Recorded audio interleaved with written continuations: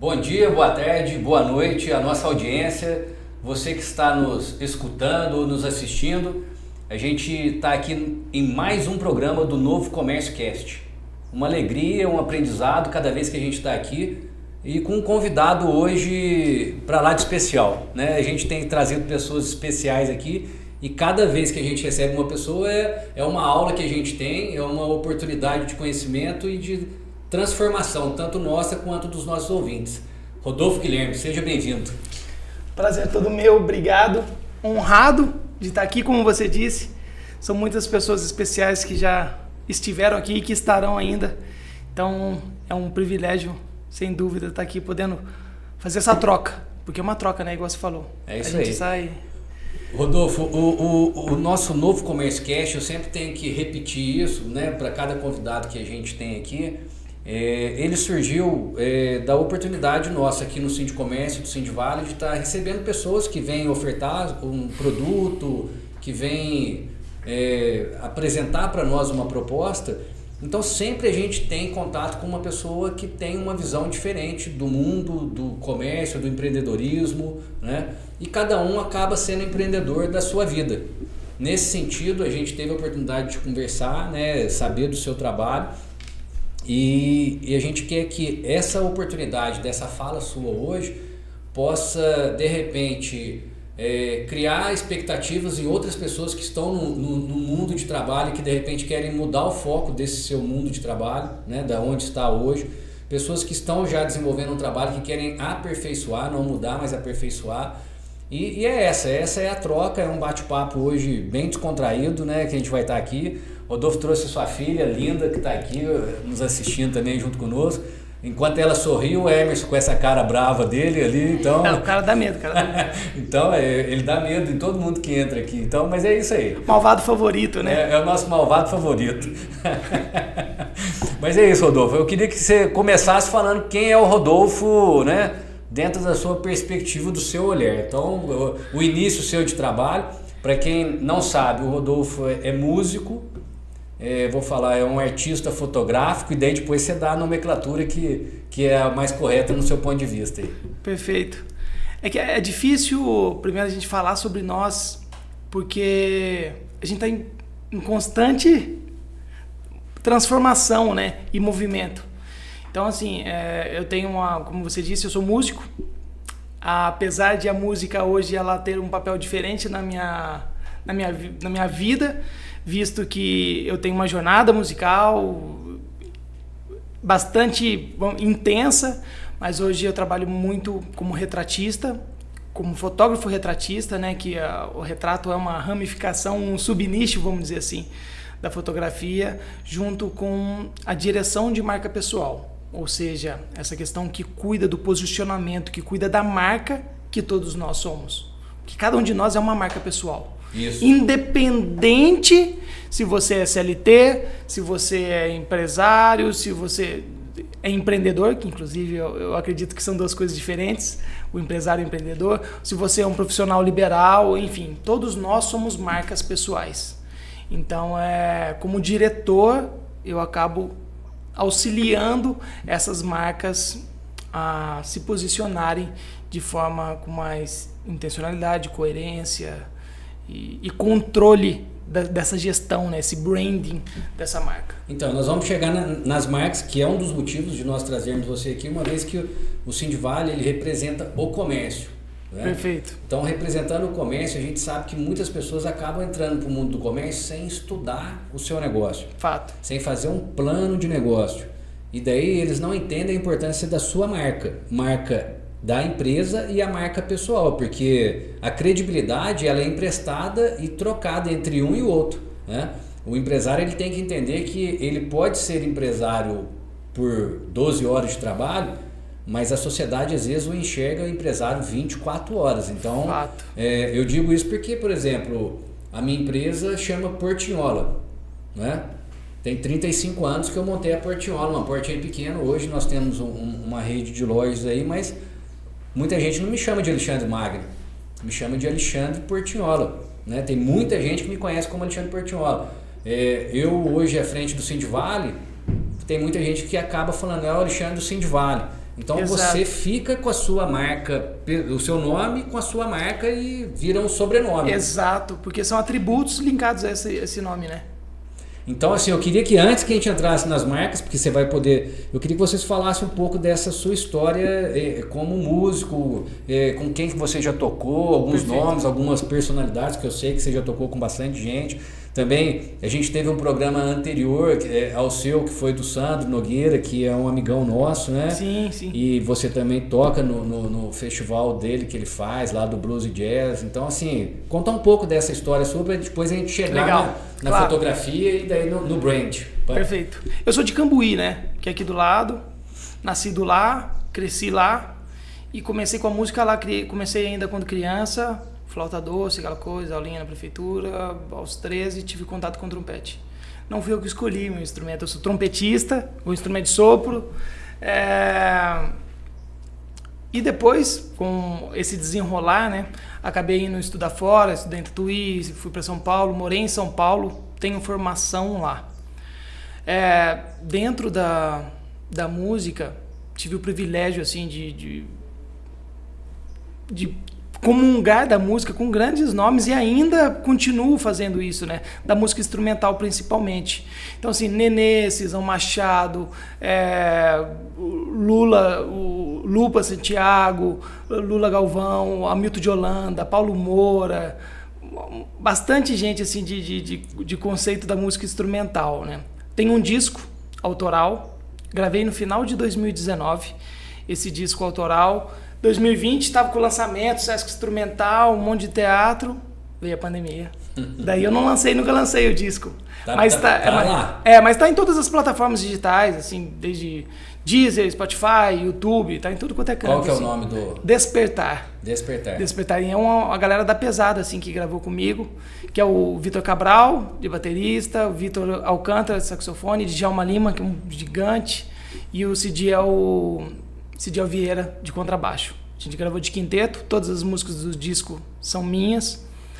E não fiz shows de lançamento, mas, como eu disse, o disco está aí em todas as plataformas de streaming. Então só buscar lá Despertar nas plataformas. Despertar Rodolfo Guilherme, vai encontrar. E o nosso Instagram, como é que chama? Então, daí tem uma... porque depois que eu entendi essa questão de posicionamento público, etc., eu acabo que eu tenho 2 Instagrams.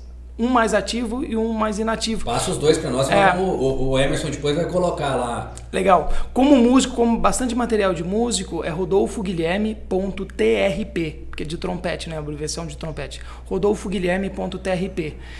Nesse Instagram, eu tenho um curso online também voltado para improvisação, que é o que eu gosto de fazer dentro da música, né? Que é essa música improvisada, o jazz, etc. Apesar de também já ter acompanhado artistas, grandes artistas, ter tocado em festivais desde Rock in Rio, Lollapalooza, festivais internacionais e nacionais, desde música instrumental como de música pop.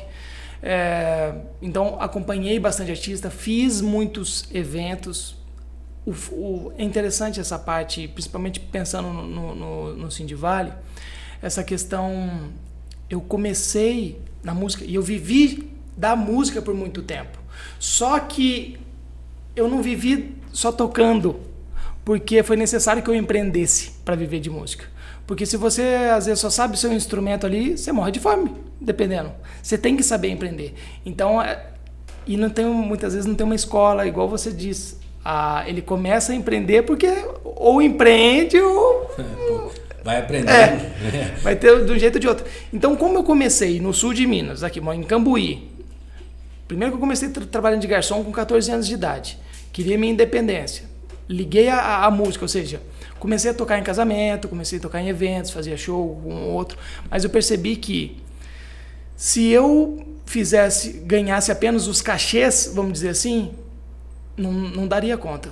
Ainda mais num espaço, né, num meio igual o nosso aqui, onde tem demanda só fim de semana. Então, assim, se o cara que toca bastante, ele vai fazer 3 shows no fim de semana. Entendeu?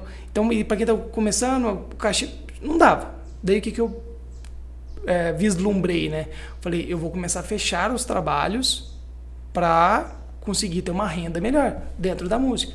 Então, Eu ainda sou sócio, inclusive, de uma empresa que é a Ligari Eventos, onde a gente fez muito evento corporativo e casamento. Muita cerimônia de casamento.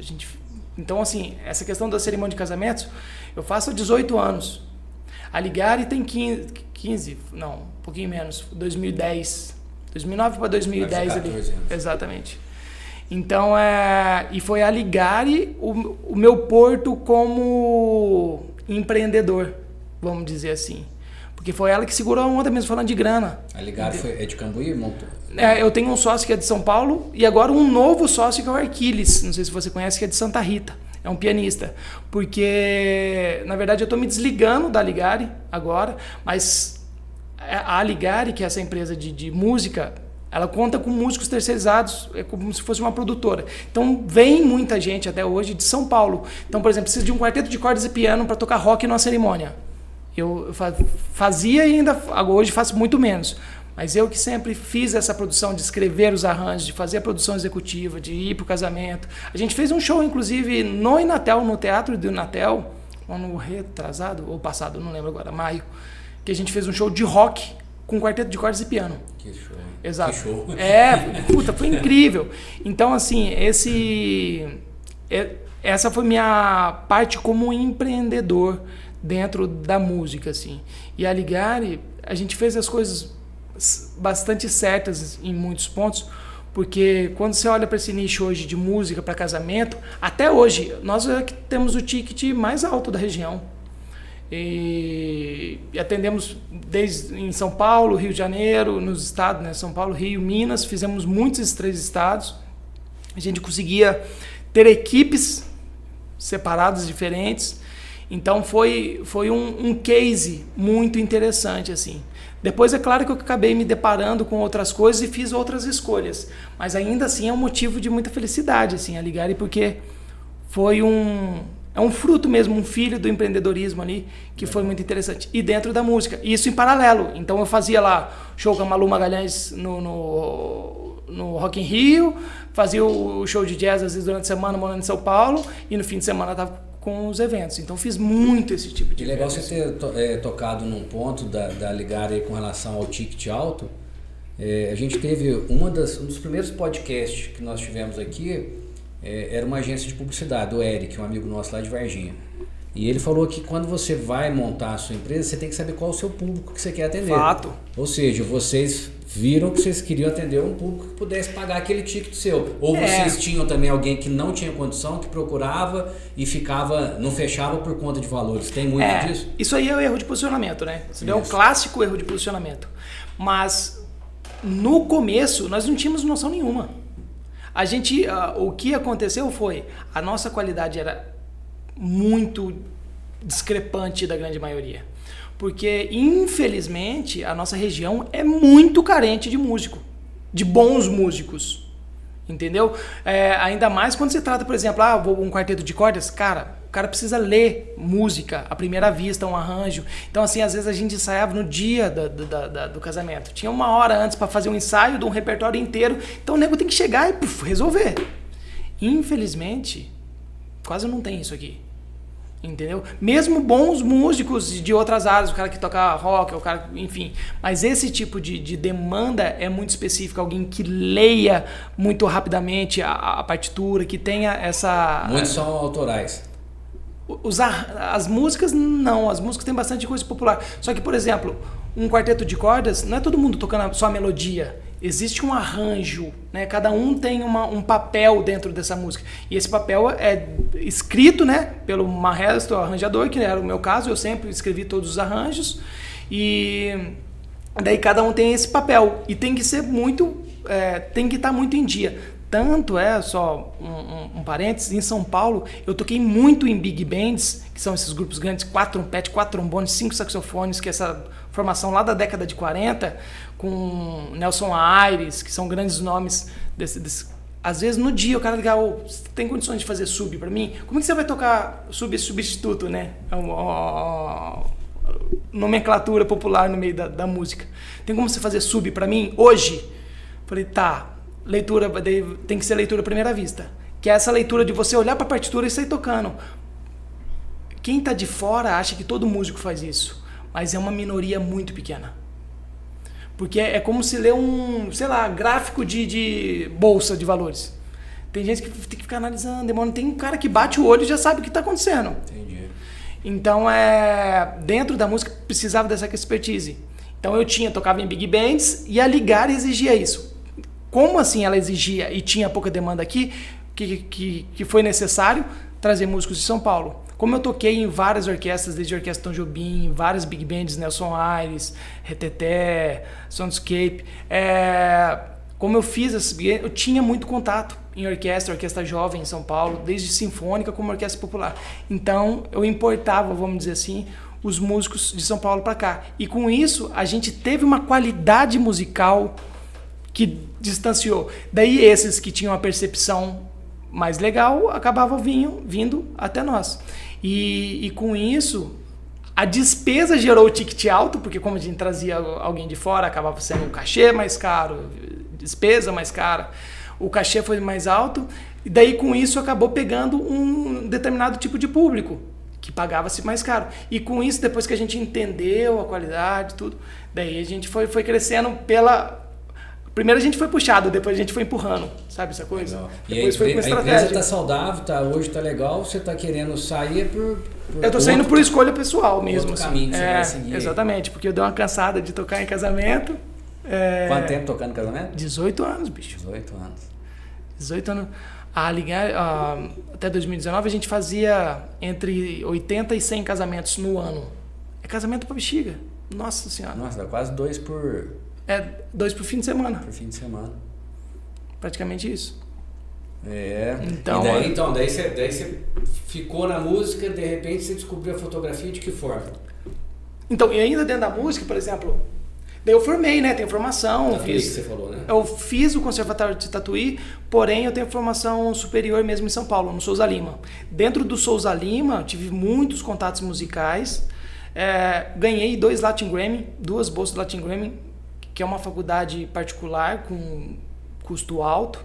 Eu não paguei, porque eu fui premiado 2 vezes. E fez? Fiz, concluí, bonitinho. Quase entrei no mestrado, fui para a Unicamp e conheci o cara, tudo. Desisti na hora que eu tive que fazer o TCC. Puta coisa chata, bicho, ficar escrevendo. Quero tocar, não quero ficar escrevendo artigo. Faz parte. E dentro da faculdade eu já tive contato mesmo com o Nenê, né, que é um grande baterista, que tocou com Elis Regina, Milton Nascimento, Hermeto Pascoal, Gilberto Gismonti, rodou o mundo, 76 anos ele está hoje. E eu toco no grupo dele. Então a gente gravou discos autorais, inclusive agora em dezembro de 2023 a gente vai tocar dia 19, não sei quando que vai passar esse podcast, mas enfim. O Emerson depois passa para nós aí. Ainda estou tocando com ele, tenho a oportunidade de estar tocando com um gigante baterista aqui de Pouso Alegre, né, que é o Zé Nazário. Então, ainda tem essa atuação. Na música você continua com alguns pontos. Exato, né? Exatamente. Daí o contato com a fotografia foi interessante. Minha esposa também é musicista, faz muito festa de casamento, corporativo, carnaval, festa de cidade. Tipo, nós vamos fazer um programa com ela aqui. Bicho, eu sou suspeito para falar da minha mulher, né? Não, mas é incrível, né? Nós vamos trazer ela em cima do palco é um negócio inacreditável, assim, a presença, o magnetismo, o controle que ela tem em cima do palco, assim, é impressionante. E no meio da pandemia, a gente não deixou de estudar nenhum dia. A gente estudou todo santo dia da nossa vida, assim. E a gente é muito alinhado nesse tá confirmando lá, você viu, né? E ela comprou um curso voltado para marketing para músico e falou para assistir. Falei, não vou. Porque eu sempre vivi essa sombra do artista, que tipo assim, a minha obra, a minha arte, minha música é boa, eu não preciso me preocupar com roupa, não preciso me preocupar com fazer, não preciso me preocupar com nada, eu preciso tocar bem, porque daí as pessoas vão me chamar. Sempre achei que fosse assim, e é assim que a grande maioria dos músicos acha que é até hoje. Ela comprou um curso voltado para marketing, eu falei, não vou assistir. Ela insistiu, eu falei, não, bicho, assiste aí, você quer assistir? Assiste. Ela falou, tá bom. Ela começou a assistir. E chegou num determinado ponto do curso que tinha um módulo de foto e vídeo. Esse curso é do Thiago Kiss. Eu sou extremamente grato ao Kiss. Porque ele foi uma chave muito drástica na minha vida, assim. A minha esposa chegou num módulo do curso que falava sobre foto e vídeo e falou assim, você pode assistir só esse módulo para me ajudar? Eu falei, vai. Olha o que eu disse, Tá bom. né? Tá bom, bicho, coisa. Fui lá assistir e achei incrível. Primeiro que eu sempre fui um admirador de fotografia, sempre gostei de assistir filmes, sempre gostei de admirar a fotografia mesmo, assim, os planos dos filmes, as cores, a direção, sempre gostei disso, mas nunca tinha segurado na câmera na minha vida, nunca tinha pego uma câmera. Isso nós estamos falando de 2020. 2020, agosto de 2020. Agosto de 2020. No dia 20 de agosto, a gente tinha assisti o módulo lá, acabei assistindo o curso inteiro, que é fantástico, chama Pro Bandas, fazendo propaganda do curso. Quem passou aí um anúncio Pro Bandas, você é artista, bicho, você precisa comprar esse curso. Não, pode colocar isso. Simples assim. Não tem nenhum problema. Pro Bandas, e como é que é o nome do Thiago Kiss. Thiago Kiss. Esse cara, puta, bicho, A gente enfim, coloca tudo, vamos dar o crédito, gente, quer que todo mundo aperfeiçoe. E daí no dia 20 a gente foi atrás de um amigo para gravar alguns videoclipes. A gente viu que era importante ter alguns videoclipes, tanto da Aligari quanto da Juliana, que é minha esposa, do trabalho dela. E daí a gente foi atrás do cara, o cara não podia. Eu falei, quer saber? Vamos comprar uma câmera? Eu tento gravar. Se não der, a gente vende, tá tudo certo. Não tem o risco não é tão grande assim. Chegou a câmera. Liguei pro amigo. Bicho, como é que liga isso aqui? Como é que coloca a lente? Tá duro aqui, bicho. Não sei se o encaixe é esse. Tá certo. Daí o cara me ensinou. 6 dias depois eu gravei um videoclipe. E mandei pro Kiss. Eu mandei pro Thiago Kiss. Ele me ligou. Ele falou, Rodolfo, é verdade que você nunca tinha segurado uma câmera? Esse papo que você tá falando aí, que nunca tinha feito nada. Eu falei, por quê? O que você fez em 6 dias, eu levei 6 anos pra fazer. Falei, então eu descobri um novo talento. E daí dentro de 3 meses, eu gravei uns 10 videoclipes pra ligar e pra Juliana, assim, a soma dos dois, né? Então eu fui fominha, assim. A gente tava na pandemia, eu gosto de estudar, tava com um negócio novo, um negócio que eu sempre gostei de admirar, vi que eu conseguia fazer, bicho, saí produzindo, igual louco. Daí esses videoclipes que a gente fez, começou a propagar e começou a aparecer demanda de vídeo institucional. Então daí eu comecei a fazer institucional de empresa, só que com um conceito diferente.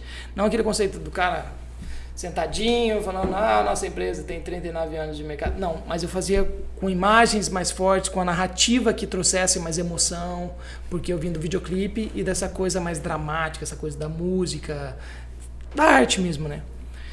E sempre que eu fazia ou um videoclipe ou um institucional, eu ia lá e fazia uma foto. Também. E fui aperfeiçoando nessa questão. Nesse curso de marketing para músico, já entendi muito sobre branding, sobre o que é essa gestão de marca, sobre a intencionalidade de gerir isso, de como organizar isso como marca. E fui cada vez mais procurando saber, até que eu tive contato com o retrato, que é essa questão da foto da pessoa. E percebi que eu era apaixonado por retrato desde quando eu era criança. Por quê? Eu desenhava quando criança e desenhava preto e branco. Então eu tenho alguns poucos guardados ainda, mas eu desenhava muito rosto em preto e branco, que é o retrato.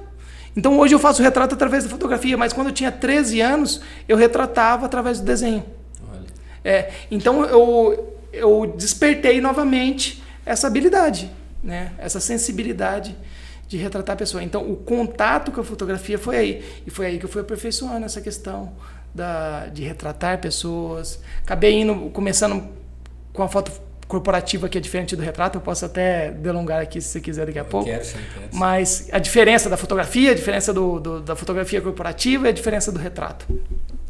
Então, acabei tendo esse contato com cheguei na fotografia através do Thiago Kiss. É claro que depois, buscando outras centenas de referências, etc., aprimorando, mas foi ali o start. E daí eu não deixei da música, né?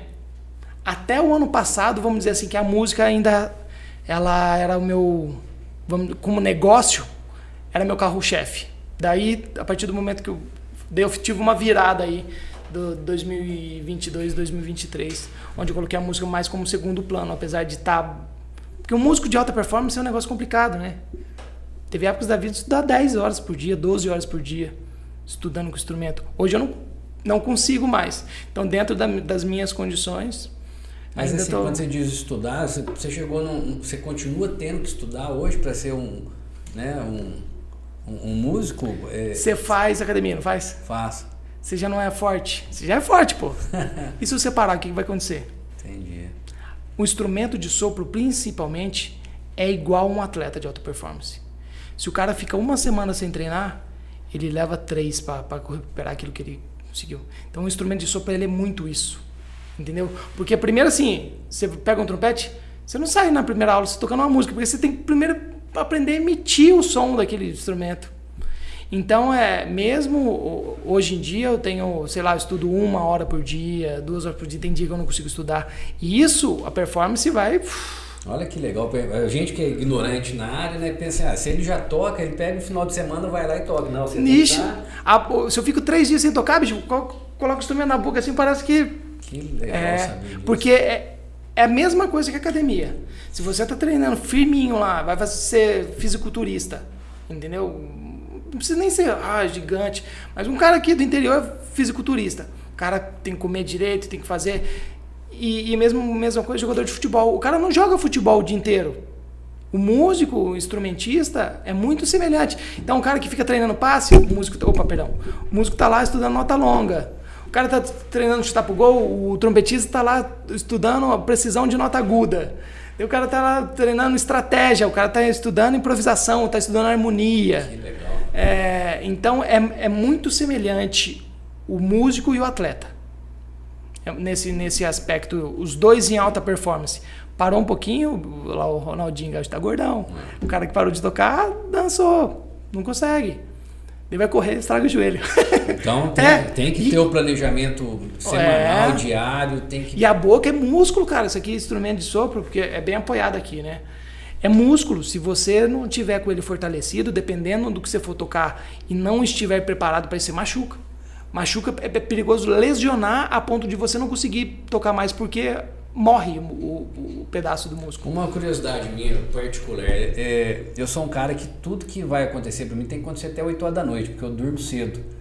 Hoje eu durmo também, mas como músico, quando era só músico, não. Então, era o inverso. Você tinha que se adaptar e adapta, né? O corpo adapta, porque é impressionante. O pessoal gosta de curtir as coisas 10 horas, 11 horas, meia-noite.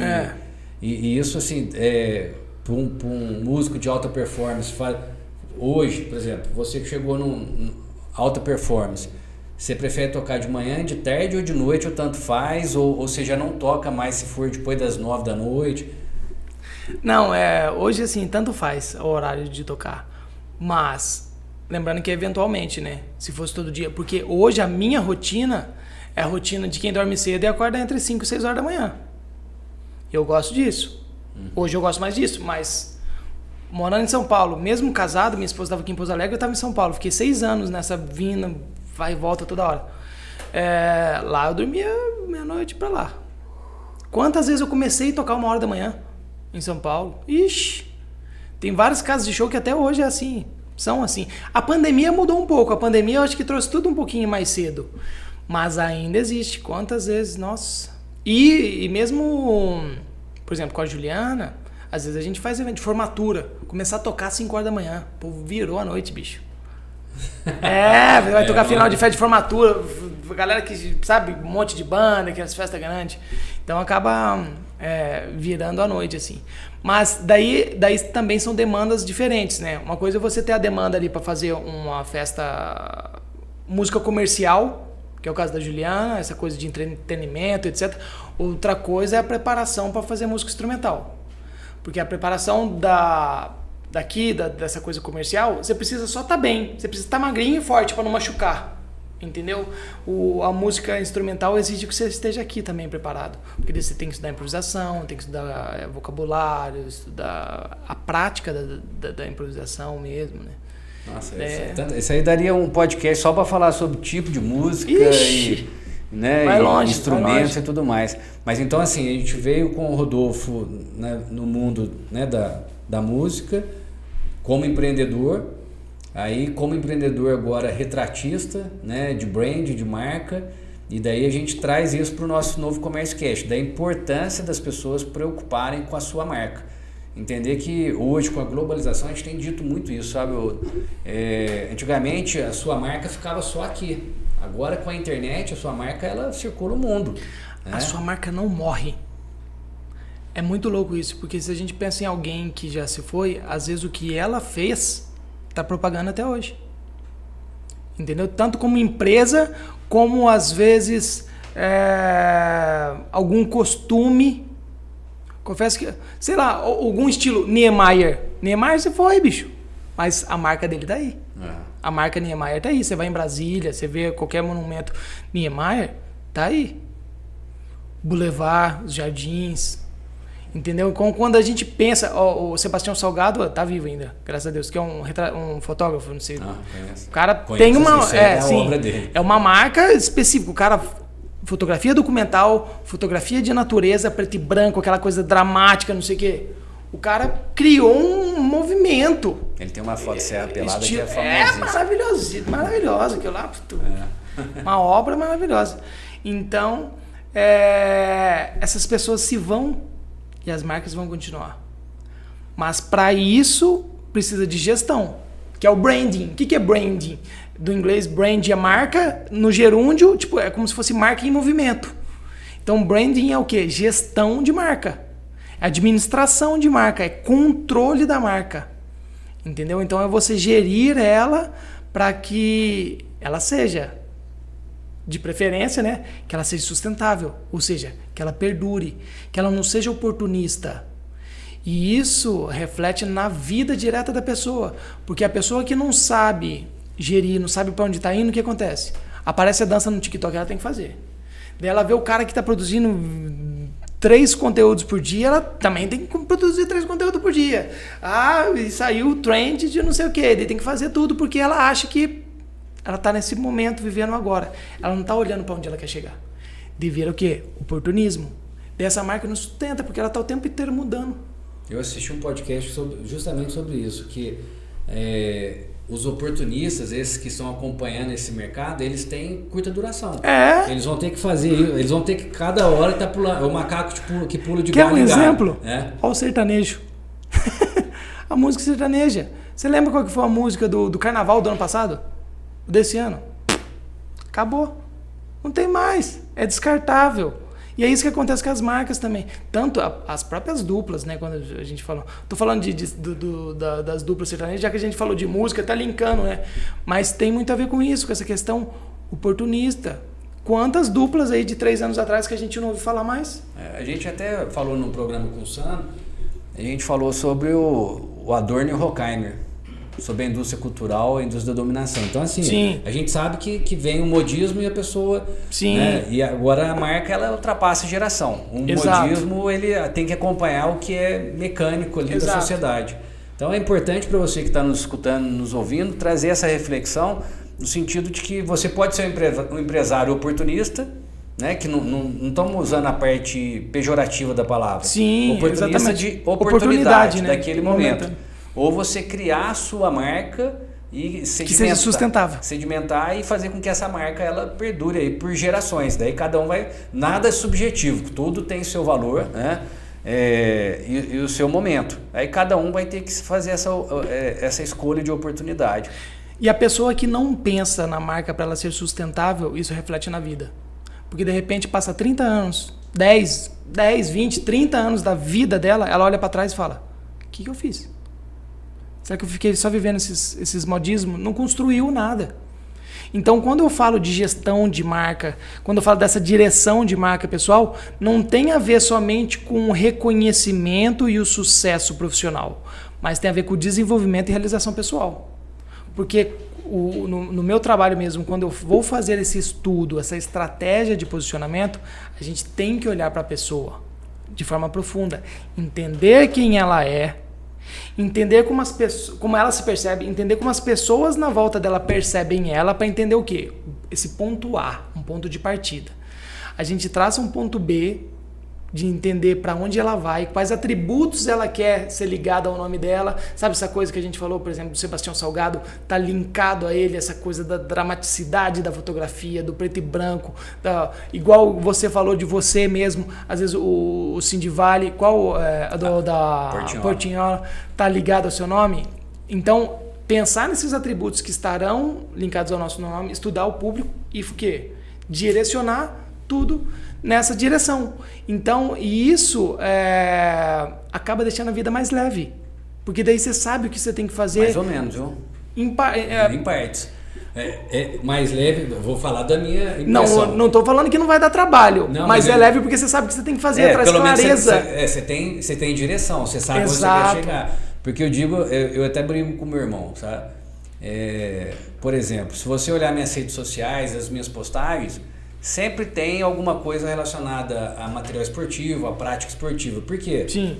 Porque eu vendo esporte, né? Eu vendo qualidade de vida. Sim. E meu irmão, que está junto conosco na loja, ele põe lá, ele até vai achar ruim na hora que ele vê esse episódio nosso aqui, mas ele põe bebendo cerveja, comendo carne, sabe? Ruído. E como é que fica a marca dele ligada à loja e a minha marca ligada à loja? Então, são impressões que, assim, mas isso acaba, eu não diria escravizando, mas te dando uma certa responsabilidade em carregar a marca. Sim. Então, por exemplo, eu represento uma instituição que representa 17 mil empresas, são 46 municípios, são aproximadamente 100 mil pessoas que estão ligadas aqui ao Cindy Vale. Então você imagina a responsabilidade que eu tenho em me importar na sociedade, em ir a um boteco, ir a um show. Então, assim, te traz uma bagagem assim, que não é muito fácil de, sabe? Mas como daí, um ser humano, assim. Sim, mas daí tem uma coisa que tem que sustentar isso. Paixão. Propósito e paixão. Porque o propósito ele é feito do quê? De paixão, de talento, ou seja, algo que você faz bem, algo que você consiga ser remunerado para isso e algo que você consiga resolver de problema para o mundo. Então, ele é a interseção desses 4 pontos. Paixão, talento, um motor econômico, né, o que você ganha por isso, e essa questão do problema que você resolve. Se você não tem paixão, cara, quando tem um problema, quando você tem que ter essa intencionalidade, não aguenta. Porque é chato, você fala, pra que eu vou fazer isso? Só pela grana? Chega uma hora que não aguenta. Tem muita gente que está até hoje por conta da grana e não está vivendo. Exato. O Rufino fala, né, eu tive com ele algumas vezes, fala, bicho, tem um monte de amigos na Forbes infelizes. Um monte, infeliz, cheio de grana, infeliz. Então tem que ter essas coisas. Ao mesmo tempo assim, sou apaixonado pelo que faço e etc. Mas daí chega no... Não ganha nada. Cara, e assim, às vezes nem não ganha nada. Eu falo, viver de arte no nosso país é um desafio. Então assim, todo você chegar no domingo, você ficar contabilizando, você tem dinheiro para você comprar um açaí para sua filha ou não, isso aí daí é ninguém merece, bicho. Você trampar igual um condenado e se deparar com uma situação assim, então foi aí que eu falei, não, tem uma coisa de errado. E não tem a ver com a arte. É claro que é um desafio, mas não saber gerir aí dentro. Tanto é que tem artistas, inclusive assim, não só... Tô falando de artista, não tô falando de famoso, que são 2 coisas diferentes. Tem artistas que estão muito bem. E às vezes a grande massa nem sabe o que é, mas é porque ele soube gerir. E o músico ele não aprende a fazer isso. O músico é muito apaixonado, assim, essa coisa... faço pela minha arte. Do Sandro porque eu queria até fazer os 2 podcasts próximos, porque traz muita sinergia da fala dele com a sua. E o Sandro falou da questão do artista enquanto criatividade e espiritualidade. Exato. E daí, só que ele depende da materialidade, que é a parte econômica. Então ele fala assim, é um contrassenso, mas que tem que existir, que ali, mas é importante, né? Esse esticar e estar pressionando sempre é importante na vida nossa. Então é muito legal poder escutar isso de vocês. Agora assim, Rodolfo, o que está me gerando assim um questionamento? Na área da música, você descobriu o nicho seu, o posicionamento da empresa e seu pessoal, e tem ali o ticket alto. Na área da fotografia também você está indo para essa mesma linha, como que você está? Porque o que é importante dizer? A gente está num novo Comércio Cast, que é um podcast para os empresários do comércio. Aqui você vai ter um empresário que é um microempreendedor, né, que é uma está numa microempresa e vai ter o empresário que está numa empresa porte grande, multinacional. Como que você está hoje posicionado perante essa parte de brand aí? É legal a gente entender o que é a marca. Para que existe a marca? A marca foi criada na antiguidade e ela ainda tem esse objetivo, o quê? Para diferenciação. A marca começou o quê? Marcando gado. É para isso que é assim que ela surgiu, para separar um gado do outro. De quem o boi que é meu, o boi que é seu. A gente tem que marcar com a sigla, com sei lá o quê. Mas assim que surgiu a marca, ou seja, a diferenciação. Quando nós entendemos que todos nós somos marcas pessoais, que nós precisamos dessa diferenciação, você tem que buscar essa diferenciação de forma autêntica, ou seja, quem você é. Vou usar os 2 exemplos na minha vida que são diferentes. Por exemplo, a Ligari. A Ligari, por mais que a gente conseguiu um ticket legal e etc., ela está dentro de um nicho. Dentro do nicho coral e orquestra para casamento. O nicho coral e orquestra para casamento, as pessoas, todo mundo já tem uma pré-concepção, por mais que não entenda nada, de qual é o piso e de qual é o teto desse tipo de trabalho. É igual você vai comprar, sei lá, um whisky, sei lá.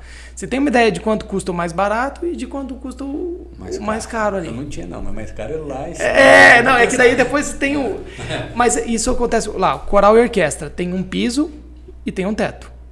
Beleza? Agora, se você quisesse que o Gilberto Gil cantasse no seu casamento, a gente tá falando do mesmo serviço, vamos dizer assim, você acha que ele entraria dentro desse intervalo aqui? Não, por quê? Porque ele é visto como um artista, entendeu? E não como um coral e orquestra.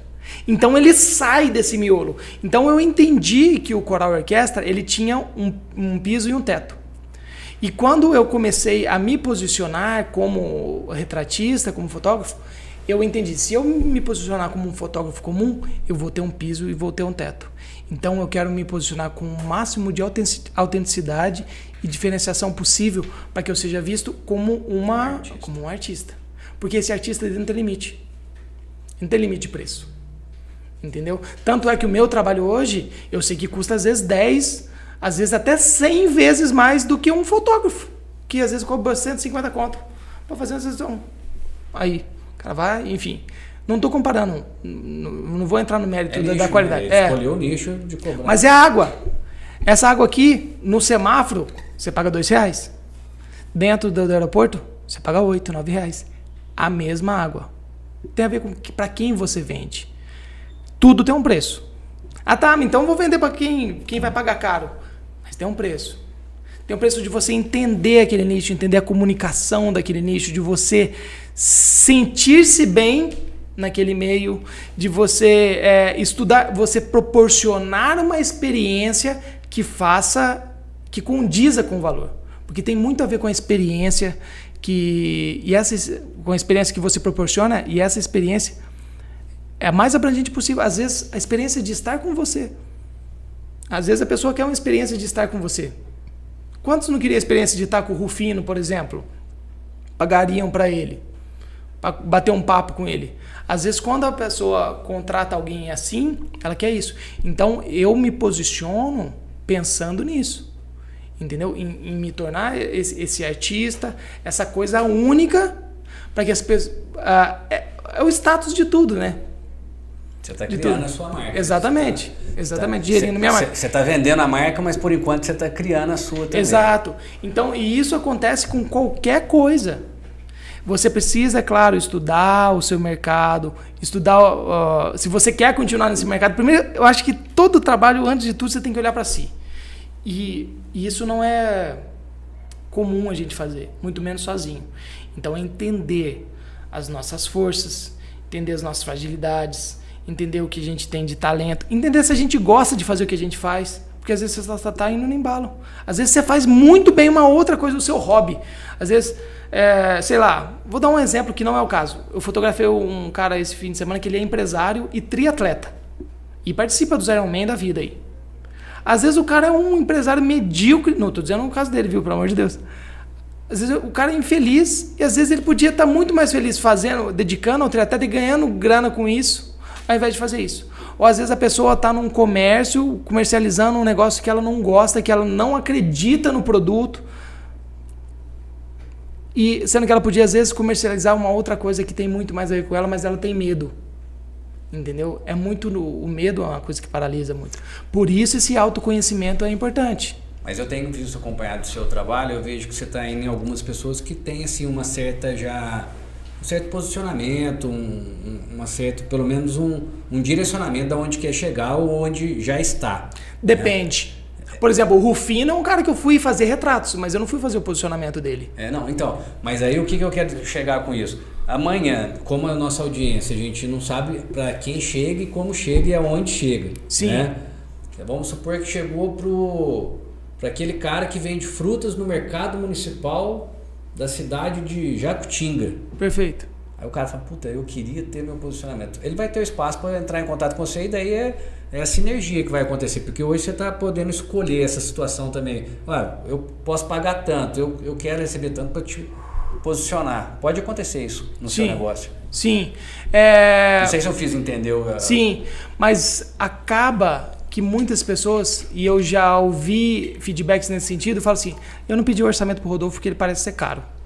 Por isso que eu estou dizendo, porque o cara olha a foto do Rufino e vai falar, o cara tirou a foto do Rufino, eu não vou ter condição, entendeu?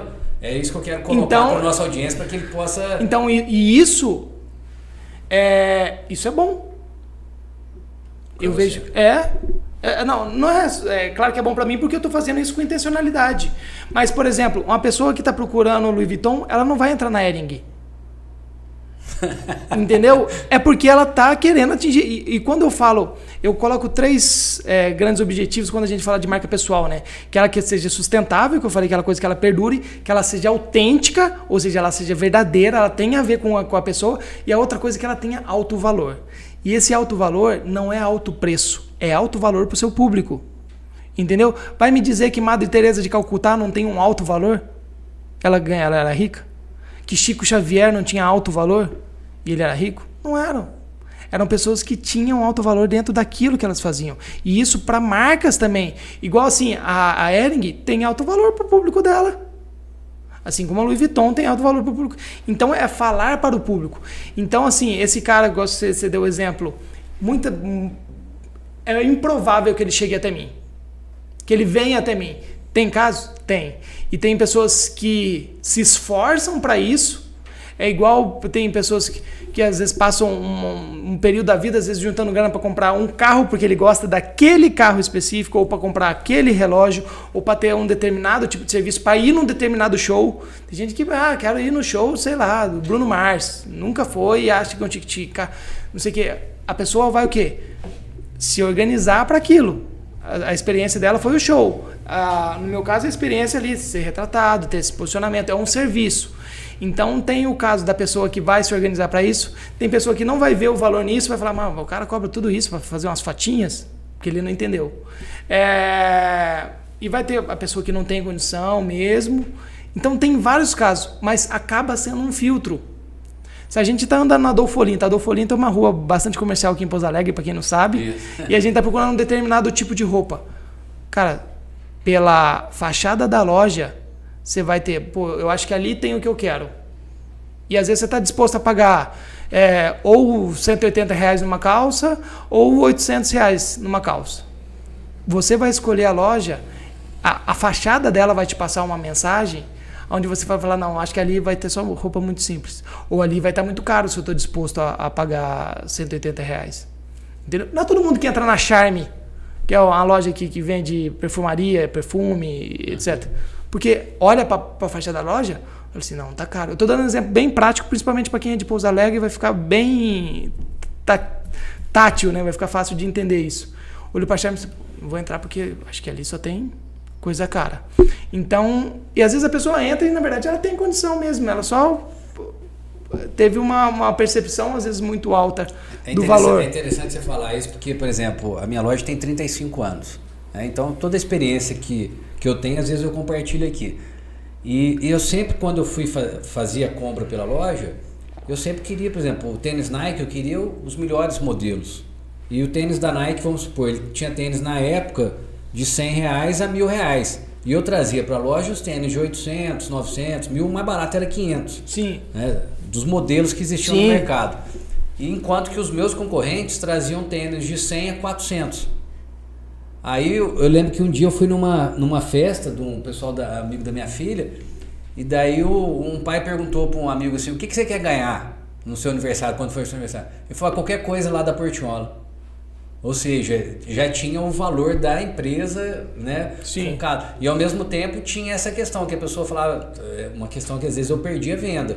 Né? Porque a pessoa, não vou entrar ali porque ele só tem tênis caro. Mas Sim. não é que tem tênis caro. O cara ia numa loja, olhava um tênis de 400 e perguntava, quanto que é esse Nike? É 800. Nossa, lá eu dobro. Mas não era o mesmo modelo. Exato. Né? Exato. Então não é o mesmo produto que está sendo entregue. Então acho que essa é a fala sua. Mas assim, o que a gente quer deixar para a nossa audiência é que entre em contato, né? Aquele que quiser entre em contato. Sim. Vai da percepção, porque às vezes uma foto sua, o Sebastião Salgado fez, para mim marcou muito a da Serra Pelado. Sim. Quem que iria lá na Serra Pelado para tirar foto dos Virou garimpeiros lá, entendeu? Exato. Então de repente essa foto dele hoje premia ele no mundo inteiro. Sim. Né? Então às vezes você tira foto hoje de um empresário que seja do nosso representado, eu estou defendendo a ideia do representado aqui. O cara daqui 5 anos tá na bolsa de valores aí, e você fotografou ele quando ele estava vendendo Sim. na esquina. E até porque o que acontece? Na prática, o meu trabalho, falando do meu trabalho, ele se tangibiliza de formas diferentes. Por exemplo, existe a possibilidade de eu fazer só a sessão de retratos. E daí existe a possibilidade de eu fazer a mentoria de posicionamento? Existe também. Existe a possibilidade de eu fazer o filme comercial, que coisa que eu faço? Faço também. Isso pode ser tudo separado ou tudo junto. Entendeu? É claro que o tudo junto vai ter um valor muito, porque você vai fazer os retratos daí com a estratégia. Mas quantas pessoas eu não fiz? O Rufino. Fiz as fotos do Rufino. Vou dar ele como exemplo porque ele é um cara que tá na mídia desde a década de 80, né? Um cara que tem um reconhecimento muito grande. Ele já foi fotografado por todo mundo, já saiu em tudo quanto é capa de revista, entendeu? E eu fui fotografar o cara. Baita desafio.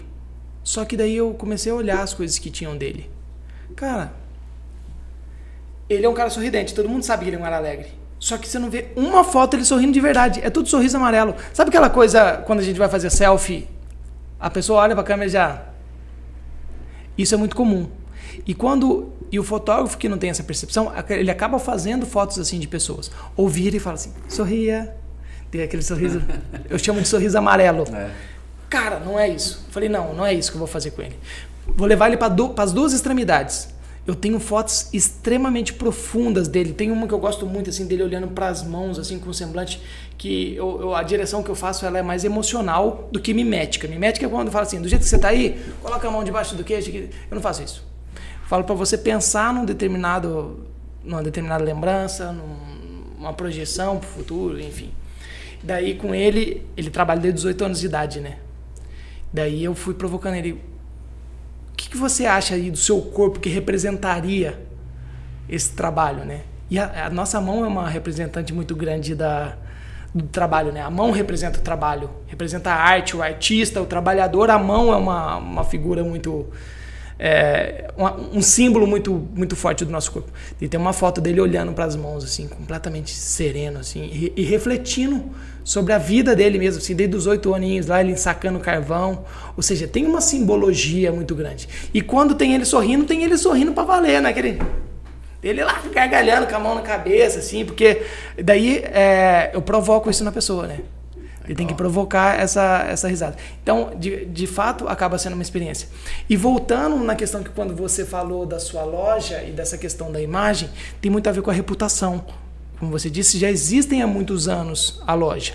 Agora, quando se fala de alguém que tem pouca reputação porque está pouco tempo no mercado, ou seja, não deu tempo ainda de propagar, ela precisa usar de alguns artifícios, como a imagem. Então, um cara que vende tomate na feira em Jacutinga, ele quer se destacar, cara, vai com uma roupa diferente da galera que está na feira. Não estou falando para ir de terno, não estou falando não, mas às vezes o cara vai de branco com um avental, ele já vai destacar. Cara, na Europa ele você vai vê os açougueiros de terno. Então, ou na barraquinha do cara, coloca uma toalha alinhada, limpinha, organizadinha, lava o tomate que tem lá. Eu duvido que esse cara não vende mais caro do que o cara que tá do lado. É muita É dica. inevitável. Rodolfo tá dando muita dica aqui, viu, pastor? Vai ter vários cortes pra você poder colocar, porque é muito empresário, porque é muito legal isso. A gente tem que... Outra coisa, a gente tem que saber se valorizar. Se a gente não se valoriza, quem vai valorizar? Porque eu tive agora, recentemente, num círculo de ideias aí, onde as pessoas estavam dizendo justamente isso, da valorização e o quanto que as pessoas querem ter experiências, querem no mundo atual. Querem, exclusividade, né? mas querem também muita facilidade. E o principal da sociedade, que é uma palavra que eu não gosto muito, é vantagem. Tá? Sim. Eu acho que interesse é uma palavra que eu gosto. Porque o interesse, ele gera troca. A vantagem não gera troca, só gera um lado, né? Sabe? Então eu acho que a gente tem que trazer essa reflexão para a sociedade da importância de não querer levar vantagem, mas querer ter interesse aonde ter boas experiências e facilidade, porque se você tem um prestador de serviço, você tem que levar facilidade, né? Voltando à minha loja, né? Que nós somos, eu falo para os nossos funcionários, vocês vendem o quê? Tênis e material esportivo? Eles falam, não, vocês vendem qualidade de vida. Porque o cara que vai praticar esporte com não tênis vai machucar adequado, o pé, com roupa adequada, ele está tendo qualidade de vida. Ou nem que ele não vá. Se ele comprar aquilo lá, ele já está sonhando em praticar uma atividade esportiva com qualidade. Então é isso. Rodolfo, agradecer você, porque assim, se a gente ficar aqui, nós vamos ficar um bate-papo direto e é muita coisa boa. Nós vamos te convidar para uma próxima, né? E queria que você deixasse aí uma mensagem aí final para a turma aí, de uma reflexão aí sobre brand, sobre você e o que você quiser. É importante, acho que assim, a gente entender que nós somos marcas pessoais e que ela é feita de 3 pilares e tem que haver coerência entre eles. A imagem, ou seja, todo esse ponto de contato, como você se veste, como está a barraquinha do cara, como está seu escritório, como está seu consultório, o seu comportamento tem que estar alinhado com isso, ou seja, não adianta você falar de espiritualidade e o cara te ver no restaurante maltratando o garçom. E ao mesmo tempo a obra, ou seja, a experiência que você fornece, a experiência que você proporciona, o diferencial que você oferece no seu serviço, no seu produto, na sua consultoria, que transforme, essa transformação que você gera. Então, esses 3 pilares têm que estar em consonância. E a imagem é o primeiro impacto, a primeira mensagem que a gente transmite às pessoas. Isso é inevitável, isso é científico. Então essa primeira imagem, como eu disse, se a pessoa chega na sua barraquinha que está vendendo tomate e ela está deslumbrante, é inevitável que ela veja isso como diferencial positivo. E é claro que uma imagem não sustenta um mau posicionamento, mas não existe um bom posicionamento sem uma excelente imagem. Legal. Então é importante a gente cuidar disso tudo. Valeu, obrigado.